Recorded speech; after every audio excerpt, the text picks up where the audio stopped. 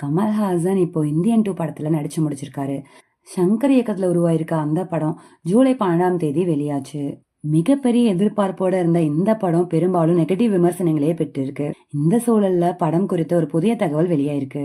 சினிமாவில் தொடர்ந்து பிஸியா நடித்து வந்த கமல்ஹாசன் இடையில மக்கள் நீதி மய்யம்ன்ற கட்சியை தொடங்கி அரசியல்ல கவனம் செலுத்தினாரு. ஆனா உலக நாயகன் எதிர்பார்த்தபடி அரசியல் களத்துல அவரால் ஜொலிக்க முடியல. இருந்தாலும் தொடர்ந்து அரசியல் ஈடுபட்டு வந்துட்டு இருக்கோம். அவர் மீண்டும் சினிமாவை கவனிக்க ஆரம்பிச்சாரு.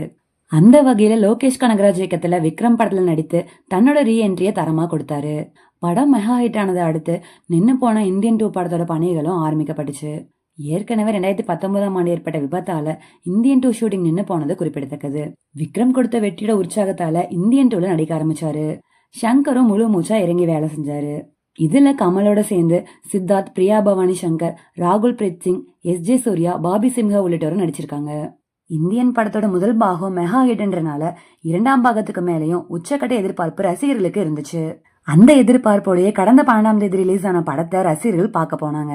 படத்தோட முதல் காட்சியில இருந்தே இந்தியன் 2க்கு நெகட்டிவான விமர்சனங்களே பெரும்பாலும் கிடைச்சிச்சு. பேசாம அந்த படத்தை எடுக்காமையே இருந்திருக்கலான்னு ஓப்பனா பேச ஆரம்பிச்சாங்க ரசிகர்கள். அதுலயும் சங்கர் இந்த படத்துலயும் தன்னோட வழக்கமான டெம்ப்ளேட்டை தான் பயன்படுத்தியிருக்காரு. அனிருத்தோட செய்யலாம் ஒண்ணுமே இல்ல. முக்கியமா தொழில்நுட்பங்கள் பெரிதா வளராத காலத்திலேயே கமல்ஹாசனுக்கு இந்தியன்ல அருமையா மேக்கப் போட்டிருந்தாங்க. இப்போ தொழில்நுட்பங்கள்ல வளர்ந்தும் கமலோட மேக்கப் சொதப்பிருச்சுன்னு ஏகப்பட்ட விமர்சனங்கள் எழுந்திருக்கு. இப்படி விமர்சன ரீதியா அடிவாங்கிய இந்தியன் 2 வசூல் ரீதியாவும் சொதப்பிருக்கு. படம் வெளியாகி 3 நாட்கள்ல மொத்தமே 58 கோடி ரூபாய் தான் வசூலித்து இருக்கிறதா கூறப்படுது. இந்த நிலையில இந்தியன் 2 படம் பற்றி புதிய தகவல் ஒன்று கிடைச்சிருக்கு. அதாவது படமானது நெட்ஃபிளிக்ஸ் ஓடிடி தளத்துல ஆகஸ்ட் மாதத்துல ஸ்ட்ரீம் செய்யப்படுவதா கூறப்படுது. தியேட்டர்ல நாளுக்கு நாள் ரெஸ்பான்ஸ் குறைஞ்சு வரனால இந்த முடிவை படக்குழு எடுத்திருக்கிறதா சொல்லப்படுது. இந்த தகவல் கமல் ரசிகர்களை உச்சக்கட்ட அப்செட் ஆகிருக்குன்னே சொல்லலாம். இந்த மாதிரி இன்ட்ரெஸ்டிங்கான தகவல்களை தெரிஞ்சுக்க நம்ம சேனலை சப்ஸ்கிரைப் பண்ணிக்கோங்க.